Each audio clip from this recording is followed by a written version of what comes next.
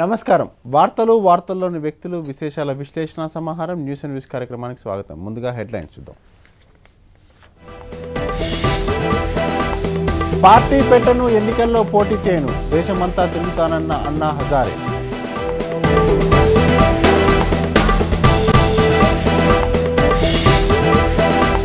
ఫలించిన రాజనరసింహ రాయబారం, ముగిసిన విహెచ్ మౌన వ్రతం.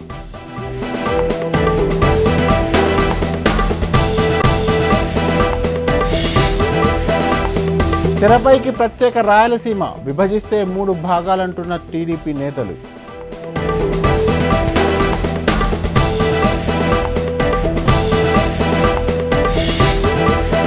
ఒలింపిక్స్లో భారత్కు ఊరట, సెకండ్ రౌండ్కు చేరిన విజేందర్ సింగ్.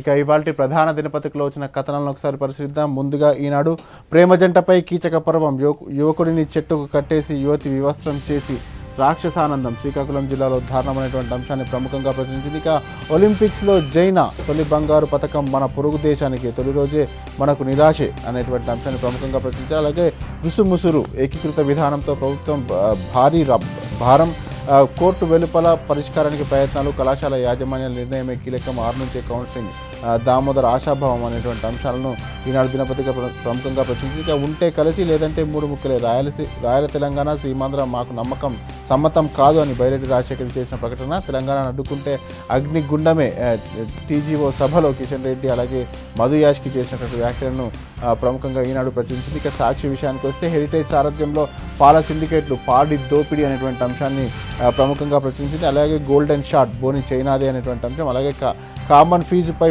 పట్టొద్దు, వృత్తి విద్యా కళాశాలలకు ప్రతిపాదన అనేటువంటి అంశం, మద్దతు ధర మా చేతిలో లేదు, నిన్న సీఎం శ్రీకాకుళం జిల్లాలో చేసినటువంటి ప్రకటనకు సంబంధించిన అంశాలను సాక్షి ప్రచురించింది. ఆంధ్రజ్యోతి విషయానికి వస్తే దశాబ్దాల శాపవరం, స్వాతంత్రానికి ముందే కాగితాలపై పోలవరం అనేటువంటి అంశం, అలాగే తొలి స్వర్ణం డ్రాగన్కు ప్రతికూల ఫలితాలతో భారత్కు నిరాశ అనేటువంటి అంశం, అలాగే ఫీజుపై రాజీ, చెరవ మెట్టు దిగుతున్న ప్రభుత్వం యాజమాన్యాలు, కన్వీనర్ కోటా ఫీజు 35,000కు పెంపు అనేటువంటి అంశాలను ఆంధ్రజ్యోతి ప్రచురించింది. అలాగే దీక్ష విరమణ, అలాగే క్లిక్ చేస్తే ఎమ్మెల్యేల ఆస్తులు అనేటువంటి అంశాలను కూడా ఆంధ్రజ్యోతి ప్రచురించింది. నమస్తే తెలంగాణ విషయానికి వస్తే తెలంగాణపై కిరణం, సమర్థతా వ్యూహం తక్కువేమీ కాదు, ప్రత్యేకవాదం లేదని చూపే యత్నం, చేతికి మట్టి అంటకుండా చర్యలు చేస్తున్నారని చెప్పి నమస్తే తెలంగాణ ప్రచురించింది. నివేదికలో తెలంగాణ వ్యతిరేకత అంతా అబద్ధం, ఇలాంటి నివేదిక చేయట్లేదు, తెలంగాణకు పరిష్కార సూచన మా పరిధి కాదు అనేటువంటి అంశాలను తేల్చి చెప్పిన మాజీ ఎంపీ మల్లు రవి అనేటువంటి అంశాలను నమస్తే తెలంగాణ ప్రచురించింది. ఇక వార్తా విషయానికి వస్తే తెలంగాణపై అన్ని కబుర్లేనా, టీ నేతలు ఢిల్లీ పర్యటనలు ఎవరి కోసం అనేటువంటి అంశాలను, ఫలించిన చర్చలో ఆర్టీసీలో 2,900 కాంట్రాక్ట్ కార్మికుల క్రమబద్ధీకరణ చేయనున్నారని చెప్పి, అలాగే ఫీజులపై రాజీ, కాలేజీ ప్రతినిధులతో డిప్యూటీ సీఎం చర్చలు అనేటువంటి అంశాలను, అభేదాడులు, కర్ణాటకలోని మంగళూరులో ఆడపిల్లలపై అఘాయిత్యాలనేటువంటి అంశాలను, పక్షంలోగా వెబ్సైట్లో ఎమ్మెల్యేల ఆస్తుల చిట్టా, అసెంబ్లీ స్పీకర్ నిన్న వెబ్సైట్ ప్రారంభించినటువంటి అంశాలను కూడా వార్త ప్రచురించింది. ఇక ఆంధ్రభూమి విషయానికి వస్తే చేనేతకు జవసత్వాలు, సకల సౌకర్యాల కల్పనకు ప్రత్యేక ప్రణాళిక అనేటువంటి అంశం, అన్నా హజారే ఆమరణం, చచ్చే వరకు దీక్ష వీడను, అవినీతిపై ప్రభుత్వానికి హెచ్చరిక అనేటువంటి అంశాలను, అలాగే అడకత్తెరలో కాంగ్రెస్ ప్రతిష్ట కోసం పార్టీ పాకులాట, మాఫియా చేతిలో చేప పిల్లలు, 12 మంది బాల కార్మికుల గుర్తింపు, మరో 100 మంది మాఫియా చేతిలోనే ఉన్నారని చెప్పి మహబూబ్ నగర్ కర్నూలు సరిహద్దుల్లో చోటు చేసినటువంటి ఘటనను ఆంధ్రభూమి ప్రచురించింది. ఇక సూర్య విషయానికి వస్తే ఆటహాసం, చైనా బోని చేసిందని, దీక్ష విరమణ, సీఎంపై అసమ్మతి అటాక్, మరోవైపు కాంగ్రెస్ ఇంకా వైఎస్ స్టార్ నో సిగ్నల్ అనేటువంటి అంశం, అలాగే నో సిగ్నల్, సమైక్యం వైపే కేంద్రం మొగ్గు, రాష్ట్రపతికి హోంశాఖ నివేదిక ఇచ్చిందా ఇవ్వలేదనేటువంటి అంశాలను విశ్లేషిస్తూ సూర్య దినపత్రిక కథనాన్ని ప్రచురించింది.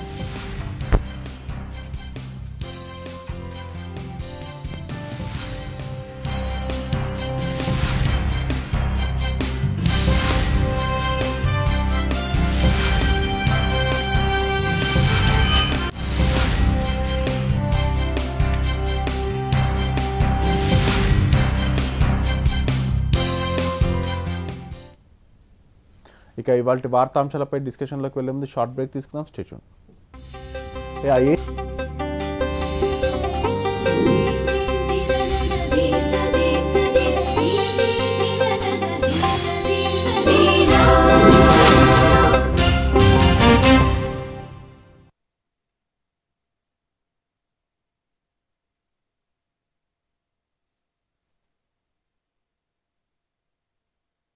లేటెస్ట్ హలో వెల్కమ్ టు మహా న్యూస్. రాఘరెడ్డి ప్రకాష్ 1 2 3 4. హలో 1 2 3 మహా టీవీ. సర్కృష్ణ 1 2 3 మహా టీవీ. 1 2 3 మహా టీవీ. యా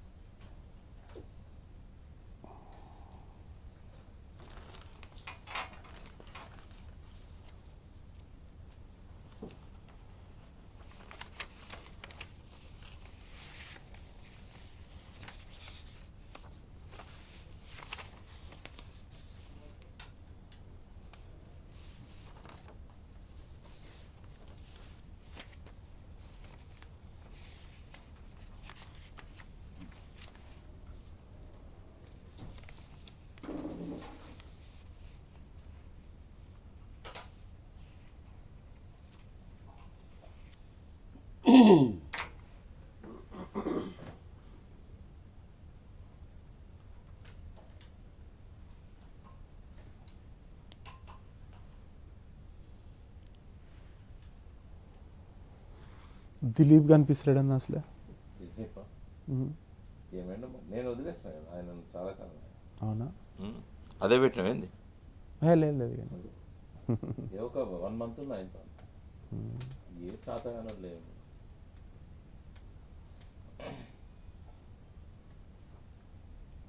అంటే మామూలుగా కూడా కనపడతాడు కానీ ఆయన పనులు చేసుకుంటాడు.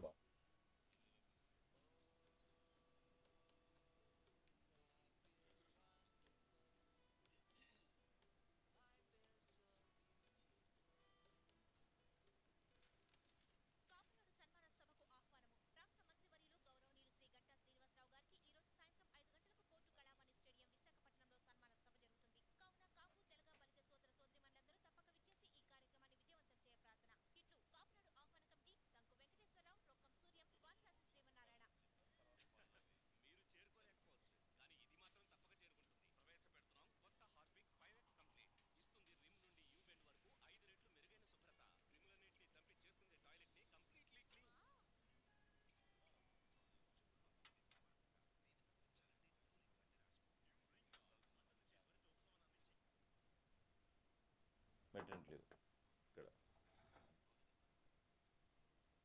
ఏంటి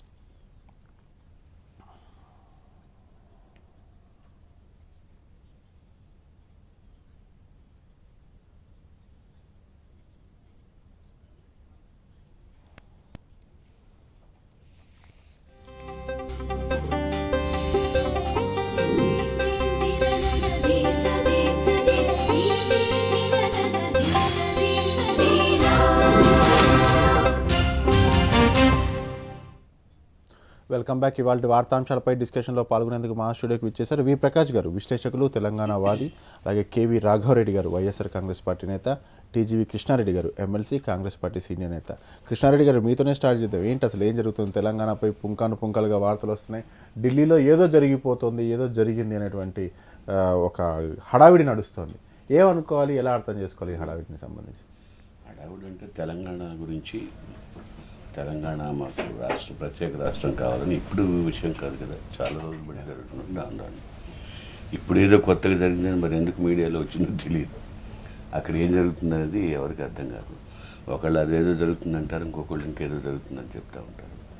సో దాన్ని పట్టుకొని మనం ఏదో అనవసరమైనటువంటి వివాదాల్లో దిగడం అనేది, వివాదాల్లోకి దిగడం కంటే కూడా రాష్ట్ర ఎన్నికల తర్వాత ఏదో స్పష్టమైనటువంటి నిర్ణయం తీసుకుంటుంది కేంద్ర ప్రభుత్వం అనుకుంటున్నటువంటి నేపథ్యంలో ఒక హోంశాఖ ప్రెసిడెంట్ ఆఫ్ ఇండియాకి ఒక నివేదిక ఇచ్చింది, తెలంగాణ ఇవ్వడం సాధ్యం కాదు అనేటువంటిది. ఇప్పుడు తెలంగాణ విషయం ప్రెసిడెంషియల్ ఎలక్షన్ అయిన తర్వాత చేస్తారని ఎవరన్నారు?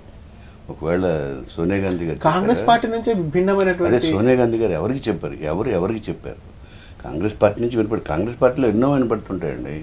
కాంగ్రెస్ పార్టీలో మాకు స్వాతంత్రం ఉంది, ఎవరైనా కానీ పత్రిక ఎక్కుతారు, ఎవరైనా కానీ మీడియాకి ఎక్కుతారు, ఎవరు ఇష్టం వచ్చినట్టు వాళ్ళు వస్తారు. పార్టీని నాశనం చేసేది ఇంకెవరో కూడా కాదు. ఎవరికి పెత్తనం రాలేదనో, ఎవరి మాట వినలేదనో, ఎవరిది ఏదైనా పని జరగలేదనో అనగానే పత్రికలకు ఎక్కుతూ ఉంటారు. మీరు చూస్తూనే ఉన్నారు కదా. అసలు పార్టీని కొంతవరకు దిగజార్చే విషయాలు ఇలానే వస్తూ ఉంటాయి. ఒక నాయకత్వం, ఒక మాట, ఒక పద్ధతి అనేది అవలంబించకుండా ఎవరికి వాళ్ళు మాట్లాడుతూ ఉంటారు. జూనియర్లు మాట్లాడతారు, సీనియర్లు మాట్లాడతారు, అంటే వృద్ధులు మాట్లాడతారు. అంటే ఇప్పుడు తెలంగాణ అంశానికి సంబంధించి పార్టీ ఎలాంటి నిర్ణయం తీసుకుని అసలు దానిపైన ఎలాంటి కసరత్తు కూడా ప్రజెంట్ చేసినట్టు లేదంటారు. పార్టీ అని అంటే ఇక్కడ తీసుకునే నిర్ణయం ఏం లేదని ఎప్పుడో తెలిసిపోయింది కదా. తీసుకునే నిర్ణయం ఏదైనా ఉంటే ఢిల్లీలో జరగాలి. కాస్త మీరు ఢిల్లీ వాళ్ళని ఎవరైనా లైన్లో తీసుకొస్తే బాగుండేది. గత 4-5 రోజులుగా చూస్తున్నాం ఇదంతా హడావిడి నడుస్తూ ఉంది. ప్రత్యేకించి ఈ రాష్ట్రపతి ఎన్నికల తర్వాత డిసిషన్ తీసుకుంటారంటే కదా ఇదంతా వ్యవహారం వచ్చింది కూడా. అంటే బాధాకరం ఏంటంటే కొన్ని అత్యుత్సాహంతో కొన్ని ఛానళ్ళు, కొన్ని పత్రికలు, పర్టికులర్ ఒకే ఒక్క ఛానల్ అత్యుత్సాహంతో ఏమీ లేని కాడ ఏదో ఉన్నదని చెప్పి, ఇందాక కృష్ణారెడ్డి గారు అన్నట్టు ఏమీ లేని దగ్గర ఏదో ఉన్నదన్నట్టు ఒక ఆర్భాటం చేసింది. రేటింగులు పెంచుకోవడానికి పోటీ ప్రపంచంలో 12 ఛానళ్ల మధ్య విపరీతమైన పోటీ ఉంది. అట్టడుగునున్న వాళ్ళు ఇటువంటి జిమ్మిక్కులు చేసి, మరుగుజ్జు ప్రయత్నాలు చేసి ఏదో ఉన్నదని సృష్టించే ప్రయత్నం చేస్తున్నారు. బాగుంది కాబట్టి ఎవరు చనిపోలేదు, నమ్మలేదు, ఆ వార్తలను ఎవరు నమ్మలేదు కాబట్టి ఎవరు సూసైడ్ చేసుకోలేదు. సెన్సిటివ్ ఇష్యూని పట్టుకొని నిప్పుతో చెలగాటం ఆడడం అనేది అటువంటి ఛానల్స్కు మంచిది కాదు. నిన్న రాశారు పత్రికల్లో, ఇవాళ వచ్చిందంతా అబద్ధమని ఆర్కే సింగ్ క్లియర్ చేశాడు. ఎవరైతే హోంశాఖ కార్యదర్శి ఉన్నాడో నివేదిక మీద సంతకం పెట్టాల్సిన వ్యక్తే అటువంటి నివేదిక ఏది మేము తయారే చేయలేదు. ఒకవేళ మేము అన్ని శాఖలు చేసినట్టే రాష్ట్రపతికి ఒకవేళ మా నివేదిక ఇవ్వాల్సి ఉంటే స్టేటస్ రిపోర్ట్ ఉన్న పరిస్థితిని మేము వివరిస్తాం.